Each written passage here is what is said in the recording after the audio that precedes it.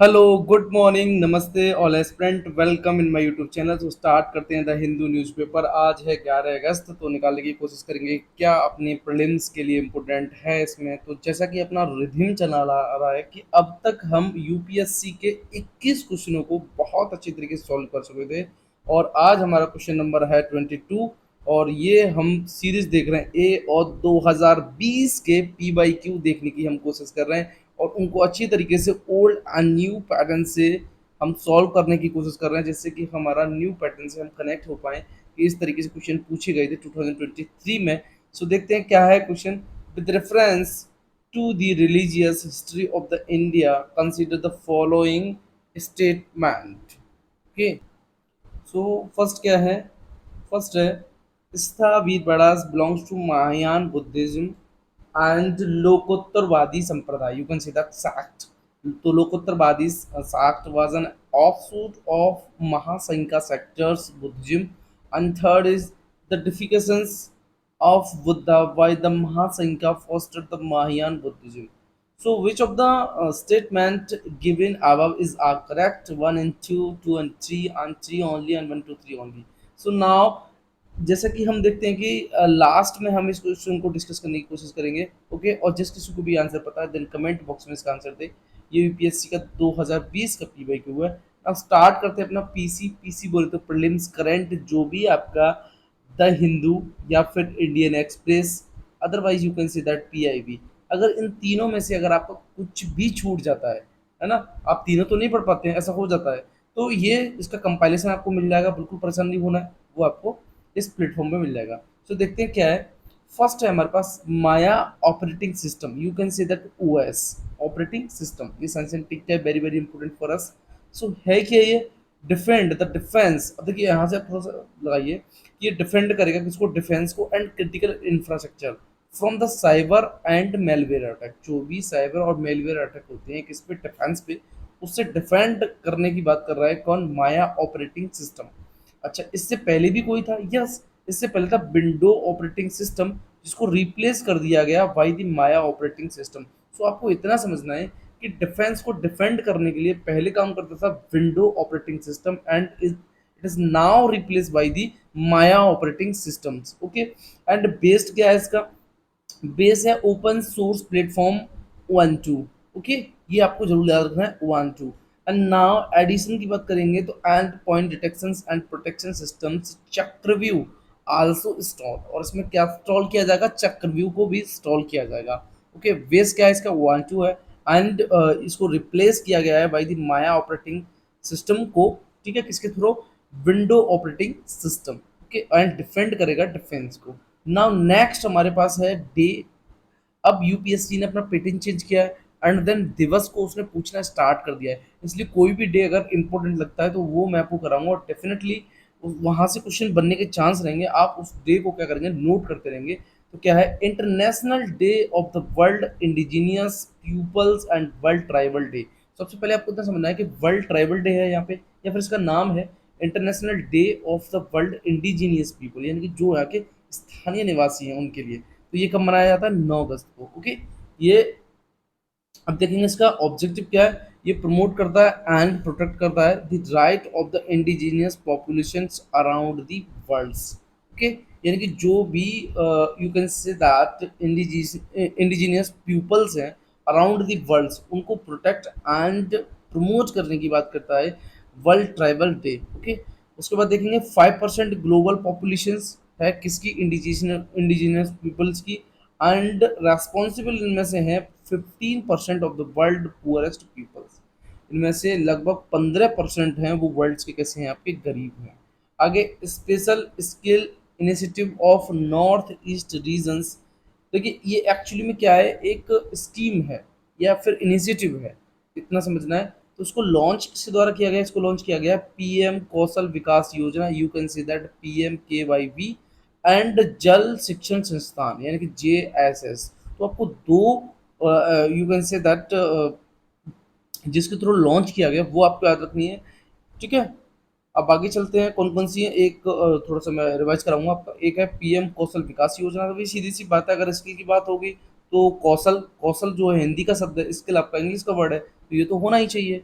उसके बाद जन शिक्षण संस्थान, ये शिक्षण शिक्षण संस्थान जितने भी होते हैं वहाँ पे स्किल्स की बात की जाती है, इनको डेवलप करने की बात की जाती है। नाउ नेक्स्ट हम देखने की कोशिश करेंगे क्या है हमारे पास नेक्स्ट पेज पे, मिशन इंद्रधनुष, धनुष, ओके, यानी कि MI, मिशन इंद्रधनुष। एक्चुअली में ये करंट का है, तो उसको देखने की कोशिश करेंगे। ये लॉन्च हुआ था कब, 2014 में, ओके, सॉरी बेटा, या सो ये लॉन्च हुआ था 2014 में as a special drive to vaccinated all unvaccinated and partially vaccinated children under, किसके अंडर, यूनिवर्सल इम्यूनाइजेशन प्रोग्राम।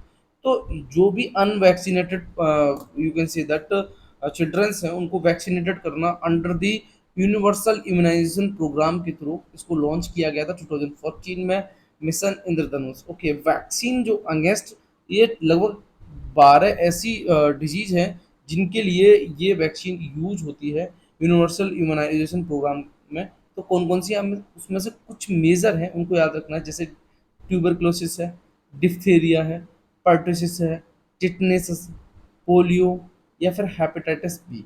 तो ये कुछ आपको याद रखनी है, जो आपका मिशन इंद्रधनुष के अंतर्गत कुछ डिजीज आती हैं, 12 आती हैं, 12 में से आपको कुछ याद रखनी है। इट्स वेरी इंपॉर्टेंट, जरूरी नहीं है आप 12 याद रखें, ठीक है। नाउ नेक्स्ट, फिर है हमारे पास इंटरपोल ग्लोबल एकेडमिक नेटवर्क। अब इसमें क्या हुआ है, ये क्यों न्यूज में आ गया भाई, इसमें इंडिया जो है मेंबर बन गया, ठीक है। तो ये लॉन्च कब हुआ था, 2019 में। इसका ऑब्जेक्टिव क्या है, इसका ऑब्जेक्टिव है सपोर्ट करना एकेडमिक क्या collaborations among law enforcement training institution across the world, यानी कुल मिला के है इसका काम है सपोर्ट करना, ठीक है। और जो भी loss, you can say that law से, है ना, सॉरी, लॉ से जो भी रिलेटिव चीज़ हैं आपको उसमें आपका सपोर्ट करने का वर्क है। और CBI academy become a member of IGN, तो IGN Interpol global academy network का अब CBI एकेडमी मेंबर बन गया, इतना आपको याद रखना है। तो बस इतना ध्यान रखना है आपको। एक्चुअली में IGN में अब इंडिया भी मेंबर बन गया है, लॉन्च कब हुआ, 2019 में, समथिंग इज ऑब्जेक्ट। नाउ अब हम देखने की कोशिश करेंगे, peace will be restored in Manipur, PM assure Lok Sabha. देखिए मैं बताऊं क्या है, अब जब नॉन कॉन्फिडेंस मोशन की बात होने लगी है तो कुछ बीजेपी गवर्नमेंट के द्वारा स्टेप लिए जाने लगे हैं। अब किसके रिगार्डिंग, इसके रिगार्डिंग कि भैया मणिपुर में शांति बनाए रखें। कल भी आपने अमित शाह को देखा होगा, उन्होंने भी यही बोला था कि उन्होंने श्योर किया था कि कोई भी सेंट्रल फोर्स के बिना, है ना, you can say that police, जो मणिपुर की पुलिस है वो कोई भी एक्शन नहीं ले सकती without any intervene of the central force, यानी कि सेंट्रल फोर्स उसमें इन्वॉल्व होगी तभी मणिपुर की पुलिस कोई भी you can say that action ले सकती है। तो कल अमित शाह के द्वारा भी एश्योर करने की कोशिश की गई, है ना। और अभी हम देख रहे हैं कि मणिपुर में जो भी नॉन कॉन्फिडेंस मोशन की बात हो रही है regarding the opposition, regarding the ruling party by the oppositions. So PM Modi ने भी अब स्टेप बाय स्टेप स्टार्ट कर दिया है ना स्लो मोशन, जैसे होता है ना एक गाना सॉन्ग बजता है ना, स्लो स्लो स्लो मोशन में, तो उसमें थोड़ा सा स्टार्ट हो गया। कोई माइंड ना करे, बस मैं मजाक कर रहा हूँ, है ना। तो इसी तरीके से क्या है, थोड़ा सा देखेंगे कि थर्सडे को उन्होंने एक्श्योर किया था कि मणिपुर में जो है आपका you can say that peace restored होगी, है ना। एंड और बट हाँ एक चीज़ है, अब लगभग 2 घंटे उन्होंने स्पीच दिया, उसमें 90 मिनट जो है बात हुई इन चीज़ों को लेके। पर मोदी जी ने, यू कैन से दैट, जो मणिपुर का इशू है ना, जो मेन मुद्दा है उस पर आने की बात नहीं हो पाई, है ना। कुल मिला के ये है कि उस मुद्दे पर कोई ऐसी बात नहीं हो पाई कि जो लगे अपोजिशन को भी कि हाँ भाई जो है रूलिंग पार्टी है वो उसमें हल्का सा you can say that intervene कर रही है। अच्छा, एक यहाँ पे स्लोगन और दिया गया, वो देखो, दर्द को समझकर, दर्द की दवा बनकर और साथ चलें, है ना। तो कुल मिला के ये अपने प्रीलिम्स के लिए तो कुछ भी इंपॉर्टेंट नहीं है, अपने प्रीलिम्स के लिए इंपॉर्टेंट है तो वो है आपका नॉन कॉन्फिडेंस मोशन, जिसको मैं पढ़ा चुका हूँ, ठीक है। नॉन कॉन्फिडेंस मोशन तो आप एक और जाके गो थ्रू कर लेंगे लास्ट वीडियो में, ठीक है। अच्छा, और उसके बाद इसमें कुछ भी अपने लिए पढ़ने के लिए नहीं है। वही चलते हैं फिर, हम बस इतना समझ लेना है कि भाई क्या है कि मोदी गवर्नमेंट अब हल्का हल्का इंटरवेंट करना शुरू कर दिया है इन मणिपुर। सो नाउ अब है India GPS NavIC to be link to Aadhaar enrolment device. अब सबसे पहले आपको ये समझना है कि क्या हो रहा है कि इंडियन जो GPS नेविक है, तो अब आपके लिए ये नेविक एक्चुअली में है क्या, ये आपका GPS you can say that working process है। So navigation with an Indian constellation और या नेविक, या फिर आप इसको ये बोल लीजिएगा 7 सैटेलाइट सिस्टम है, जिसमें अब इंडियन जो वर्जन है of the American GPSC GPS यानी कि ग्लोबल पोजिशनल सिस्टम, ये जीपीएस की फुल फॉर्म आप एक बार देखिए, है ना, कई बार पूछी जाती है in a one day exam. So will be integrated into Aadhaar environment device across the country.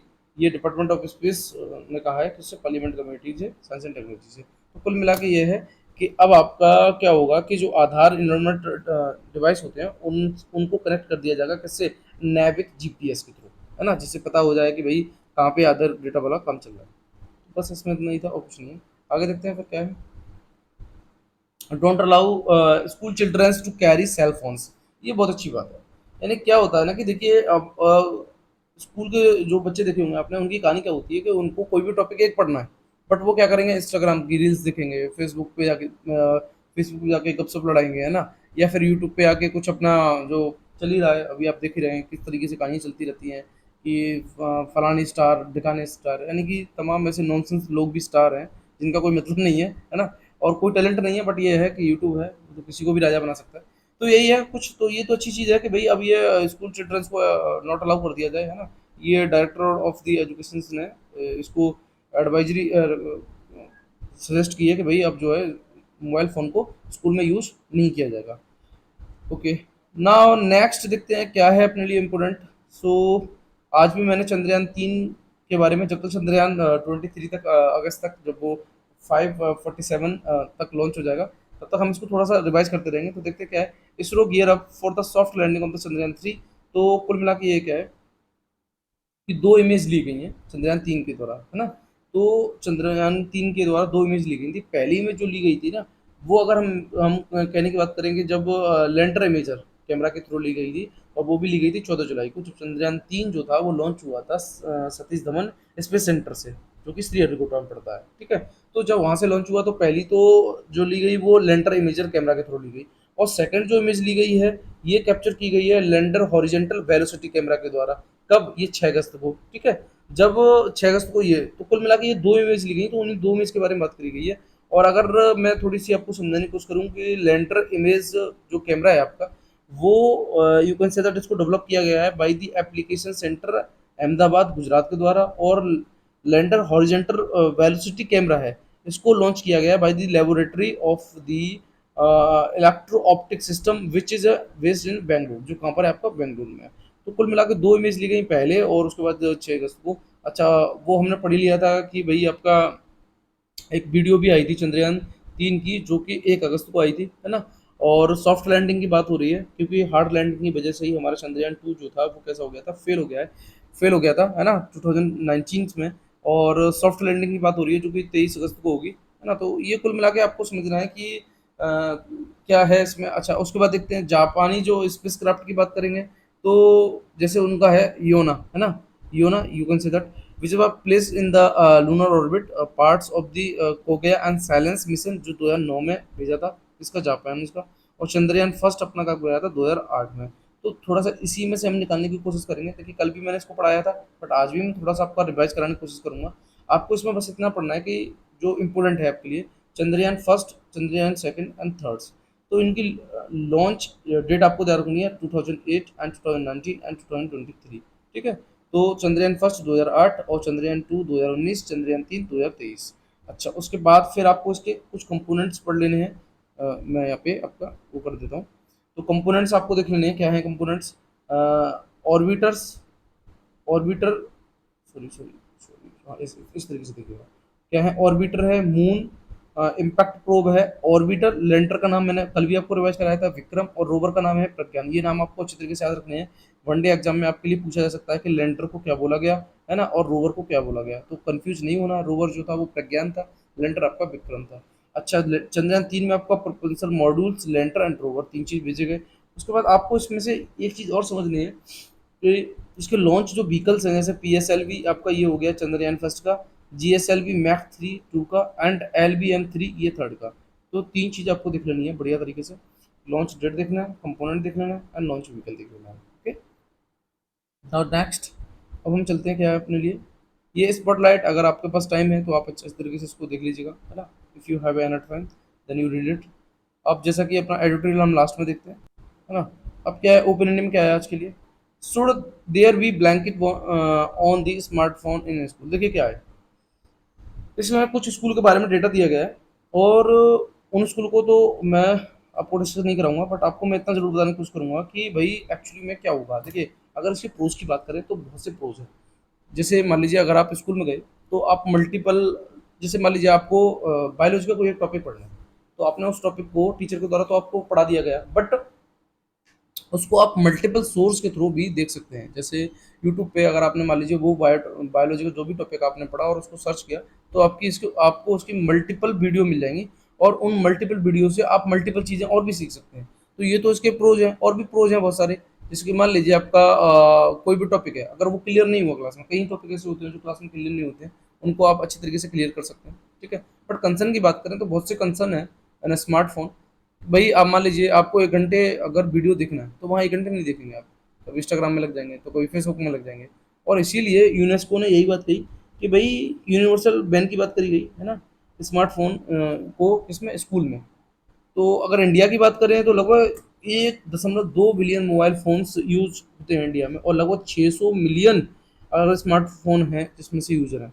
आप समझने की कोशिश करें कि लगभग 1.2 बिलियन मोबाइल फ़ोन तो इंडिया में यूज हो ही रहा है। और अगर उसकी बात करी जाए, 600 मिलियन जो है वो आपका स्मार्टफोन है, बाद बाकी जो बचा आपका कीपैड वाला फ़ोन जिसको यूज़ करते हैं, है ना। और ये लगभग एक्सपेक्टेड फिगर है ये 2016 तक का, है ना, 2026 तक का आई थिंक, है ना, नॉट 2016।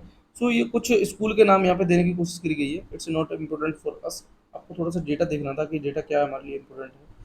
तो यही है, इसके प्रोज और कंसर्न बहुत सारे हो सकते हैं। ये कुछ स्कूल के नाम दिए गए हैं, जैसे ज्योति अरोड़ा है as a principal of the school, what do you thinks of UNESCO recommendations and what has been your experience. तो ये कुछ उनके सजेशन दिए गए, it's not important for us, है ना। If you have enough time then you read it. Now next देखेंगे हम क्या है।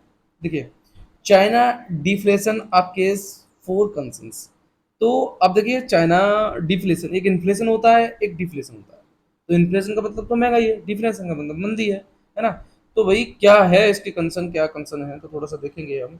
तो कंज्यूमर प्राइस जो है ना चाइना का, वो डिक्लाइन हुआ है लगभग अगर बात करी जाए पिछले 2 सालों में, है ना। और डिफ्लेशन को अगर मैं बताने की कोशिश करूंगा, डिफ्लेशन क्या है, कि डिफ्लेशन भाई एक ऐसा टर्म है जिसमें आप कह सकते हैं कि प्राइस और गुड्स है ना, जो प्राइस हैं किसके, गुड्स के और सर्विस के इन इकोनॉमी, ये क्या है जनरली आपके कैसे होते हैं, फॉल होते हैं। तो जनरली अगर आपके प्राइस जो है गुड्स एंड सर्विस में फॉल हो रहे हैं, you can say that it's a deflation. Okay. अच्छा, अब इसको चिंता की बात ये भी है भाई कि क्या चिंता की बात होगी अगर डिफ्लेशन हो जाएगी। तो देखिए जैसे आपकी जो गुड्स यानी कि जो वस्तुओं की जो डिमांड है वो कम हो जाएगी, उसके बाद इकोनॉमिक ग्रोथ है वो भी स्लो डाउन हो जाएगी, है ना। और अगर बात करें तो certain degree of the inflation, जिससे ये एक्चुअली में क्या है ना कि एक अगर मैं बात करूं, एक लिमिट तक तो डिफ्लेशन बेटर है। अब ये नहीं कह सकते आप कि डिफ्लेशन बहुत ज़्यादा, डिफ्लेशन मंदी हर जगह ही गलत है, नहीं। एक एक लिमिट तक तो ये होनी भी चाहिए, बट लिमिट क्रॉस होने के बाद it's a very critical for every country. So ठीक है, तो इसी तरीके से है। अब देखेंगे कि एक्चुअली में डिफ्लेशन का कारण क्या है चाइना में। चाइना में डिफ्लेशन का कारण ये है कि भाई जो पीपल्स बैंक ऑफ चाइना है या फिर चाइनीज सेंट्रल बैंक है, इसने क्या किया था कि जो इंटरेस्ट है उसको बहुत ज़्यादा लो रखा। और क्यों लो रखा इंटरेस्ट को, इसका कारण था ये चाहता था कि जो इकोनॉमी है वो बूस्ट हो। अब इकोनॉमी बूस्ट क्यों हो, उससे पहले भी तो कोई ना कोई कारण रहे होंगे। यस, कोविड 19 रहा था। कोविड 19 की वजह से कई ऐसी सिचुएशन बनी, है ना, जिसकी वजह से इकोनॉमी थोड़ी स्लो डाउन हुई। बट क्या है, उसको बूस्ट करने के लिए इंटरेस्ट रेट को कम किया गया by the peoples bank of the China and other name of the China central bank के थ्रू। सो ये एक कुछ you can say that reason रहे बिहाइंड द डिफ्लेशंस। सो अब लोगों के पास पैसा ज़्यादा हो गया, है ना, तो पैसा ज़्यादा हो गया तो वो चीज़ें सस्ती हो जाएंगी उनके लिए। तो प्रॉपर स्टडी इसके लिए अब क्या है, proper study of the Chinese money supply and monetary transmission can help us to come to definite conclusion. तो अब इसके लिए प्रॉपर स्टडी की जरूरत है कि भाई एक्चुअली में चाइना में ऐसा क्यों हो रहा है। अच्छा, अब देखेंगे हम क्या है। अच्छा, थोड़ा सा जिस्ट में देख लेते हैं। कंज्यूमर प्राइस जो है चाइना का have been experience a decline with the consumer price index dropping by the 0.3% July from the previous. यही बात मैंने आपसे करने की कोशिश की कि भाई क्या हुआ है कि आपकी जो consumer price you can say that वो डेक्लाइन हुआ है। ठीक है? इसी वजह से ये सारी चीज़ें हुई हैं। और अगर यस, तो आपको इसमें से देखिए सबसे आपके लिए इम्पोर्टेंट एक टर्म है आपको डिप्लेशन। डिप्लेशन मैंने बता दिया है ना क्या है, कि भाई जिसमें आपका प्राइस जो है ना गुड्स और सर्विस के वो क्या होते हैं, फॉल होते हैं। ठीक है, उसके उसके बाद अब इससे क्या होता है, इसके क्या कंसर्न है भाई? कंसर्न ये है कि जो गुड्स की डिमांड है वो आपकी फॉल हो जाती है, या फिर इकोनॉमिक ग्रोथ है वो भी स्लो डाउन हो जाती है। ठीक है, और चाइना में एक्चुअली में ऐसा क्यों हुआ था? क्योंकि कोविड 19 पेंडेमिक की वजह से एक्चुअली में जो गवर्नमेंट की बैंक्स थी उन्होंने क्या किया, लोन जो था आपका, यानी कि वो आपका लो इंटरेस्ट पे कर दिया था। अच्छा, अब हम आ जाते हैं क्या है हमारे लिए, देखिए, collegium proposes transfer of Gujarat high court to Patna. अब क्या है, कुछ जजों का जो ट्रांसफर है वो गुजरात से कहाँ हो रहा है, पटना के लिए। तो अब जैसे इसमें हमारे लिए अगर इम्पोर्टेंट कुछ भी है तो हमें निकालना है कॉलेजियम सिस्टम। तो जो HM प्रत्यक्ष टू पटना हाई कोर्ट, कुल मिला के ये कि जो है ये आपके गुजरात हाई कोर्ट में जज हैं, और इनका जो है अब पटना हाई कोर्ट में क्या हो रहा है, you can see the transfer की बात चल रही है। तो हमारे लिए कौन सा जज का ट्रांसफर कहाँ होगा, it's not important for us, but it's important for us what is a collegium system and what is the process of collegium system, and three जो बेंच थी कॉलेजियम सिस्टम की उनको हमें रीड करना है। ठीक है, किस जज का कहाँ ट्रांसफर हो रहा है, इट्स नॉट इम्पोर्टेंट फॉर अस, ये बात आपको अच्छी तरीके से दिमाग में बैठा लेनी है।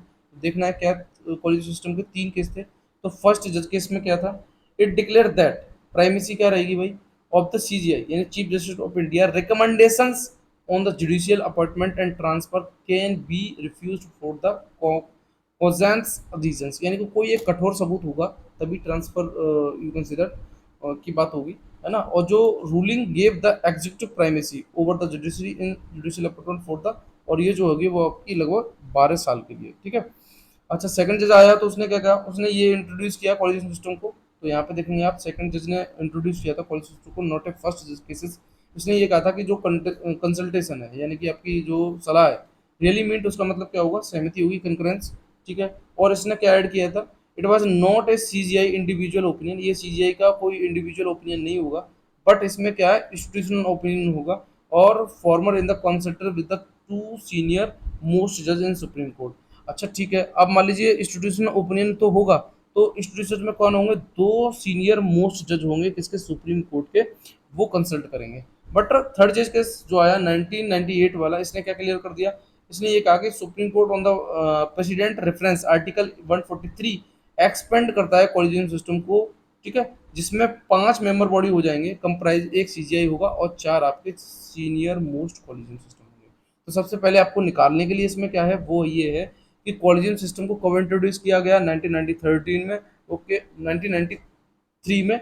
एंड कंसंट्रेशन का मतलब आपका कंकरेंस होगा, और जो CGI इंडिविजुअली ही किसी भी अपना ओपिनियन रख सकते हैं, उसके लिए इंस्टीट्यूशनल ओपिनियन की आवश्यकता होगी, और इंस्टीट्यूशनल ओपिनियन में आपके सीनियर मोस्ट जज कितने होंगे, 2 होंगे, और थर्ड जज केसेस में आपके जज इनको एक्सपेंड कर दिया गया, और ये कितने हो गए, 5 हो गए, 5 में से एक CGI और 4 आपके सीनियर मोस्ट जज हो गए। ठीक है, ओके।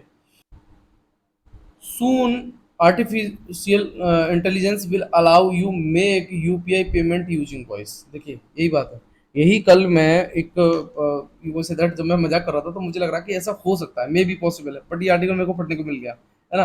कि एक्चुअली में क्या है ना, कि अगर आपको पैसे भेजने हैं ना, तो पैसे भेजने के लिए आप जरूरी नहीं है आपको टाइप करना पड़े, आपको QR कोड करना पड़े ना, आपको क्या करना है, सिर्फ बोल देना है और पैसे दूसरे अकाउंट में ट्रांसफर हो जाएंगे। बट अभी जो फीचर ये आएगा ना, ये सिर्फ 2 लैंग्वेज में होगा, इंग्लिश एंड हिंदी में।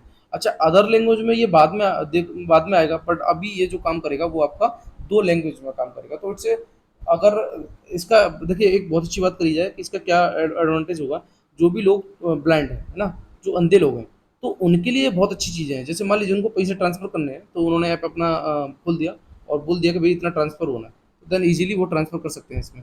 तो इससे बहुत ही अच्छी बात है कि भाई अब बहुत जल्दी आर्टिफिशियल इंटेलिजेंस ये अलाउ कर देगा कि भाई आप वॉइस के थ्रू भी पैसे ट्रांसफर कर सकते हैं। अच्छा, अब लिमिट की बात करें तो पहले जो मोड था वो लगभग 200 से लेकर 500 है, और ओवरऑल लिमिट की बात करी जाए तो लगभग 2000 है पर payment for the instrument of the content. अच्छा, अब इसी लिमिट तो वही रहेगी 200 से लेकर 500, और जो है पर लिमिट आपकी जो है 2000 रुपीज। अब जो है while payment through QR code are easy for everyone, it introduce for the conventional payments. तो देखिए अब क्यूआर कोड भी पहले क्या चलता था, पहले आपको एक नंबर मिला, आपने नंबर को पुट किया तब आप पैसे ट्रांसफर कर रहे थे। फिर क्यूआर कोड मिला, उसके थ्रू आप पैसे ट्रांसफर कर रहे थे।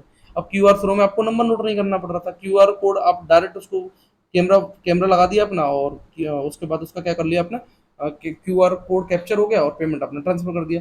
अब नंबर भी हट गया, क्यूआर कोड भी हट गया, अब आपकी क्या आ गई, सीधी वॉइस। और मुझे लगता है आगे चल के ऐसा हो जाएगा कि आपके मन में आया फलां सिंह को इतने रुपए देने हैं, देन ट्रांसफर हो जाएंगे। आर्टिफिशियल इंटेलिजेंस इस लेवल तक का काम कर सकता है जो मैं आपको बताने की कोशिश कर रहा हूँ, ये फोर्थ स्टेज में जाके। ठीक है। अच्छा, अब देखते हैं और क्या आर्टिकल हमारे लिए important. Monetary policy commission hold rates, इसने क्या किया, रेट्स को होल्ड किया। Lift financial year 2024 inflation forecast कितना है, 5.4% रिटेन ग्रोथ व्यूज। अच्छा, अगर मैं बात करूं आपकी मॉनेटरी पॉलिसी क्या होती है तो इसको भी हम समझेंगे। उससे पहले हम ये समझेंगे कि 12 अगस्त तक, यानी कि यू कंसिडर 12 अगस्त तक जो CRR है उसको मेंटेन करने के लिए बात करी गई है, कितना, 10% बाई दी RBI। अच्छा, उसके बाद मॉनेटरी पॉलिसी के मेंबर जो हैं वो उन्होंने, you can say that, sorry, MPC retain the its projection for the real GDP growth in 2023 से 24 कितना, 6.4%।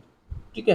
तो GDP ग्रोथ जो है ना वो 2023-24 तक लगभग कितनी रहेगी, 6.5% तक रहेगी। ठीक है। और किसकी, इंडिया की, तो उसमें हमने देख लिया। तो अब हमें इसमें से निकालने के लिए कि ना वो है हमारे पास मॉनेटरी पॉलिसी है क्या, what is a monetary policy. तो इसको मैं अच्छी तरीके से, आप क्या करेंगे, चाहे तो नोट कर लेना, अदरवाइज आपको PDF मिल सकती है। और मैंने आपको कई बार बोला है कि जो भी स्टूडेंट हैं, कुछ स्टूडेंट तो क्या करते हैं, वो नंबर पे आराम से निकाल के मेरे को मैसेज कर देते हैं, उनको PDF मिल जाती है, एक्सेस मिल जाता है, ये सेफ एंड साइड होता है। अच्छा, उसके बाद कुछ स्टूडेंट क्या है, वो इसको वीडियो देख के छोड़ देते हैं, नहीं, आपको आपको उसकी PDF और चाहिए। PDF जब आप ले लेंगे उसके बाद एक बार पढ़ लेंगे PDF और एक बार वीडियो देख लेंगे, तो मुझे नहीं लगता कि आपका कोई भी करंट का क्वेश्चन छूट जाएगा, और स्टैटिक पोर्शन जो आप कनेक्ट करके चल रहे हैं वो भी नहीं छूटेगा आपसे। तो देखेंगे क्या है डेफिनेशन, थोड़े से देख लेते हैं। Monetary policy refer to the credit control measure adopting by the central bank of the country। ठीक है। The control of the monetary policy is authorised, इसकी ऑथोरिटी किसके पास है, मॉनेटरी पॉलिसी, अगर मॉनेटरी पॉलिसी कम्युनिटी को अगर कंट्रोल करना है, तो कंट्रोल करना है तो उसकी ऑथोरिटी जो है ना वो है RBI के पास। और किस एक्ट के थ्रू है, वो है RBI एक्ट 1934। तो अब पहले आपको इतना याद रखना है। चलिए भाई, मैं मान लीजिए कि मॉनेटरी पॉलिसी की ऑथोरिटी जो है वो RBI के पास है, तो उसको तो कोई किसी ना किसी एक्ट के थ्रू ये अथॉरिटी मिली होगी। यस, ये अथॉरिटी मिली है RBI एक्ट 1934 के थ्रू। ओके। अच्छा, उसके बाद हम स्ट्रक्चर की बात करेंगे तो ये 45 ZB अमेंड हुआ 2016 में। इसमें क्या हुआ था कि जो आपकी सेंट्रल गवर्नमेंट है उसने कंस्टिट्यूट की 6 मेंबर किसमें, मॉनेटरी पॉलिसी में। ओके। अच्छा, और जो 6 मेंबर थे वो कौन कौन से, तो थोड़ा सा देखेंगे। एक तो आपका हो गया एक्स ऑफिशियो चेयरपर्सन, या फिर आप कहेंगे chair by the RBI governor. इसको कौन चेयर कर रहा है, इनको कर रहा है RBI गवर्नर के द्वारा। ठीक है। और और हो गए आपके अपॉइंटमेंट बाय RBI गवर्नर, 2 और 3। और अपॉइंटमेंट बाय दी, यानी कि आपके 6 में से 2 तो आपको अपॉइंट करेगा RBI गवर्नर, और 3 आपके करेंगे गवर्नमेंट ऑफ इंडिया। ठीक है। तो थोड़ा सा आप समझेंगे कि 6 में से तो आपका एक्स ऑफिशियल चेयरपर्सन हो गया, 2 को अपॉइंटमेंट किसने कर दिया, RBI गवर्नर ने, और जो 3 बचे उनको गवर्नमेंट ऑफ इंडिया ने। ठीक। अब थोड़ा सा और समझेंगे इसमें से क्या है हमारे में। अब इसके कॉरम की जरूरत होगी, तो यू कैन से दैट, जो कॉरम होगा वो आपका 4 मेंबर का होगा, और इनको इक्वल वोट और 1 वोट का राइट होगा। बट गवर्नर के पास क्या होगा, कास्टिंग वोट होगा। ठीक है, जिसको एक्स्ट्रा वोटिंग राइट कहेंगे आप। और मॉनेटरी पॉलिसी की अगर मैं बात करूं तो इसको कंस्टिट्यूट किया गया था by the central government sector 45 ZB के थ्रू। ठीक है। अच्छा, अब थोड़ा सा और निकालने की कोशिश करेंगे हम।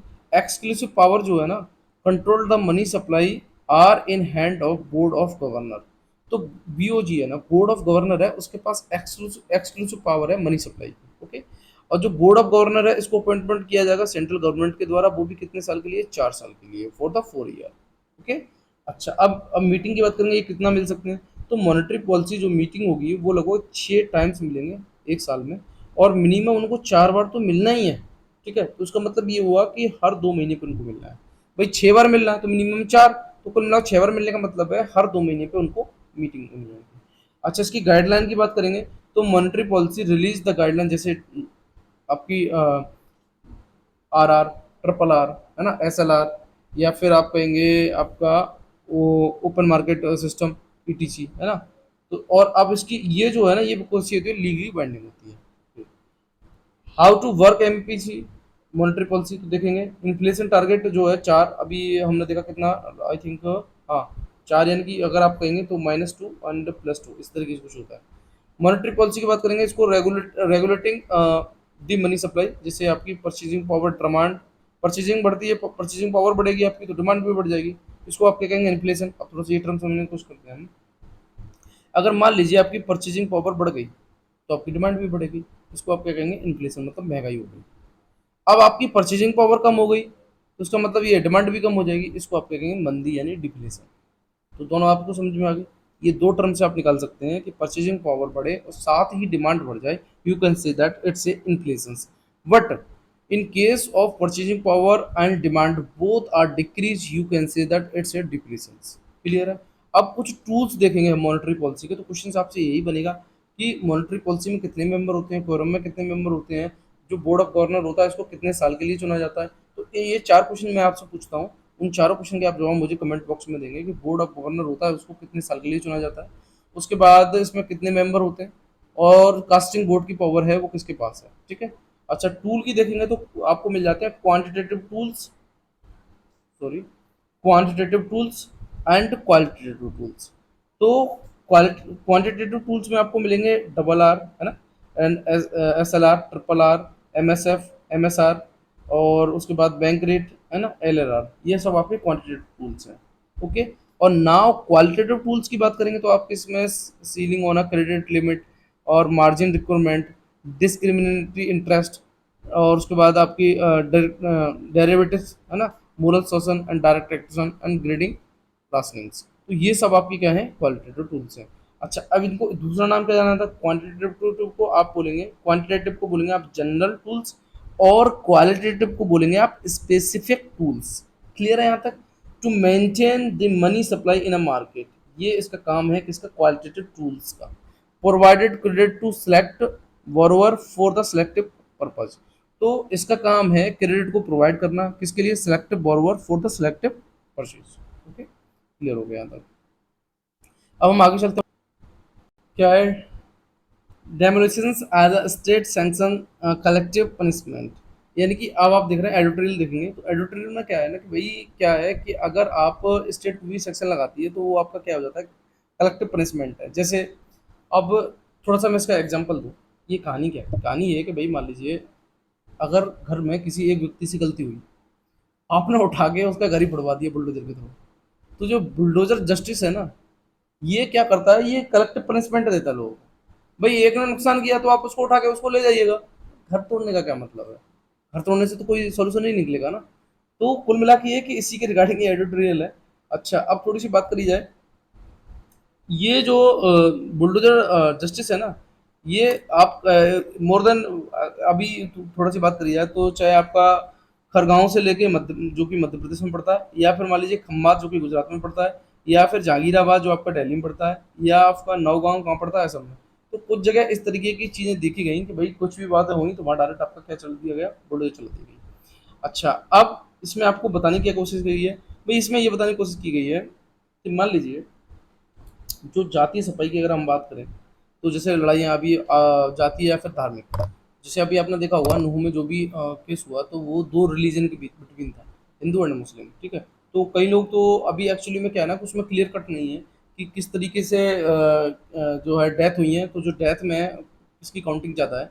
तो इसमें कुल मिला के ये कि ये अगर आप इसकी एक मैं सेंटेंस में कहूँ, ये कोई मुहावरा मुहावरा नहीं है कि भाई आपने कह दिया कि ये लड़ाइयाँ होती हैं। भाई ये बहुत बड़ी त्रासदी है। अभी आप देख रहे हैं लगभग 75 सालों में कई बार ऐसे दंगे बढ़ गए, चाहे वो 1992 वाला मस्जिद वाला केस हो। ठीक है। तो बुलडोजर न्याय उन लोगों को गुस्सों, मान लीजिए कोई गुस्से में तो भाई उसको संतुष्ट तो कर सकता है, जो दंगे में फंस फंस जाए तो उनको संतुष्ट तो कर सकता है, सेटिस्फाई कर सकता है कि भाई ठीक है, हमने उस फलाने आदमी ने जो कुछ भी किया उसका हमने घर पड़वा दिया, है ना, घर तोड़वा दिया। बट क्या ये उचित न्याय होगा, ये क्या आपराधिक न्याय प्रणाली अगर आप कहें तो जो बरसों तक बिना परिणाम के चलते देखने की आदि है, क्या ऐसा है, नहीं। वास्तव में चाहे तो गैर न्यायिक हत्याएं हों या घरेलू विध्वंस, यह वास्तव में औचित है जिसे दोहराया जाता है। ये अदालत बहुत ही धीमी है।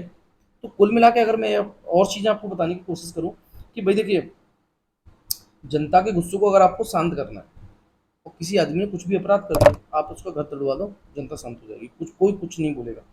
और कुल मिला के ये है कि ये न्याय देने की जो ज़िम्मेदारी है ना, ये ले ली अपने ऊपर गवर्नमेंट ने। भई ये हमने न्याय आपको दिलवा दिया।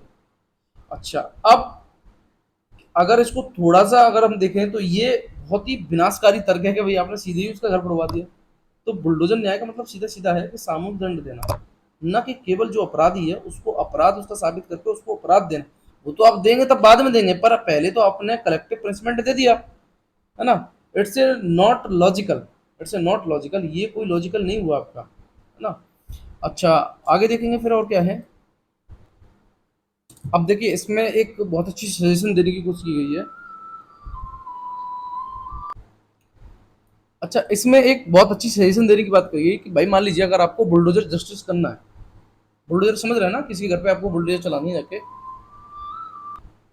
अच्छा, अब इसमें सॉरी फॉर डिस्टर्बेंस, क्या है ना कि अभी बार बार फोन आ गया। तो थोड़ा सा मैं आपको बताने की कोशिश करूँ कि क्या है इसमें भाई। देखिए अगर आपको बुलडोजर रजिस्टर करना है तो आप इस तरीके से करिए, पहले भाई पूरा एक पैनल लगाइएगा, जांच कर लीजिएगा भाई ठीक है, ये अपराधी है, इसके साथ और अपराधी हैं जहाँ वो रह रहा है, जो वो एक्चुअल में उसका है, ना कि अब मान लीजिए वो 5 साल का बच्चा है और उसका क्या भाई दोष है इसमें। मान लीजिए आपने बुलडोजर चला दी तो उसका क्या दोष है, उसका दोष नहीं है ना, जो अपराधी है सिर्फ उसी को सजा मिलनी चाहिए। जो जिसने अपराध किया ही नहीं, बुलडोजर जस्टिस के थ्रू अगर आप उसको अपराधी घोषित करके, है ना, और इस तरीके का न्याय कर रहे हैं तो ये कोई भी अप्रोप्रिएट वे नहीं है। और इसी के रिगार्डिंग क्या है कि आपको अप्रोप्रिएट वे की बात करी गई है कि किस तरीके से जो अपराधी है अपराधी को ही सजा देने की कोशिश की जाए। ओके, सो इस एडिटोरियल में हमने ये समझने की कोशिश की। अब हम देखते हैं अपना PYQ। ये बहुत ही आसानी से आप निकाल सकते थे। क्या होता है ना, पर्टिकुलर अगर एक रीजन का दे दिया, यहाँ पे दिया है स्थार Bhilwara belongs to Mahayana Buddhism. भाई ये महायान कहाँ है, ये तो पढ़ा ही नहीं हमने। ये आपका थेरवाड़ा है। क्या है, थेरवाड़ा। बस आप एलिमेंट से आप निकाल सकते हैं, ये गया, एलिमेंट से आप निकालेंगे, ये गया, ये गया। अब आपके पास क्या बचा, 2 और 3 देखेंगे। तो इसका मतलब 3 तो सही है आपका, 3 हमें चेक ही नहीं करना, इसको हटा दो, ये सही है हमारा। अब तो देखें, Lokottaravada sector was an offshoot of the Mahasangha sector Buddhism. अब सीधी सी बात है, जो लोकोत्तर संप्रदाय धर्म है वो महासंघ संप्रदाय की एक शाखा है। यस, इट्स ट्रू, ये भी सही है। तो आंसर क्या हो जाएगा आपका, 2 और 3। ओके, आपका आंसर हो जाएगा 2 और 3। अच्छा, अब ये ओनली पेयर में होता तो आप देखेंगे यहाँ पे आपका 1 होता, यहाँ 2 होता, यहाँ 3 होता, यहाँ 4 होता। अब आप देखने की कोशिश करेंगे, यहाँ 3 और नन होता। अब देखेंगे Lokottara sector was an offshoot of the Mahasangha sector in Buddhism. अब इससे नैरो से निकाल सकते थे कि भाई ये तो नहीं होगा, तो ये वाला गया आपका, ठीक है। अब नॉन वाला गया, जो भी नन होगा आपका, सॉरी। अब आपके पास बचा 2 और 3। अब देखेंगे आप कि 50-50 का आप रिस्क लेके इस क्वेश्चन को सॉल्व कर सकते थे। ओके, सो आपका आंसर क्या होगा, 2 और 3। ओके, सो हम अपने इस सेशन को यहीं रोकते हैं। Thank you so much. And please आप जो भी मैं कमेंट में पूछता हूँ उसका आंसर जरूर दें कमेंट में, ठीक है। और आज न्यूज़ में जो प्रीलिम्स के लिए था उसको मैं निकालने की कोशिश की है पूरी पूरी, है ना। और हम क्या करेंगे, PC अपना आने वाला है परसों, यानी कि you can say that Sunday को, ठीक है। तो PC का कंपाइलेशन आप जरूर देखेंगे। ओके, एंड आपको करना क्या है, आपको ये करना है कि आपका जो भी PC है, चाहे तो आप उसकी PDF मुझसे ले सकते हैं, या फिर आप क्या करेंगे उसको नोट कर सकते हैं, जो भी आपको ईजी लगे। ओके, सो प्लीज़ वीडियो को लाइक शेयर सब्सक्राइब, जो भी आपके जानने में है, जो भी तैयारी वनडे की कर रहे हैं उनको भी ये वीडियो जरूर सेंड करें। बताएं कि भाई इस टाइप की एक इनिशिएटिव चल रही है, इस तरीके से आप इसको देख सकते हैं और अपना जो है करंट उसको बूस्ट कर सकते हैं। Thank you.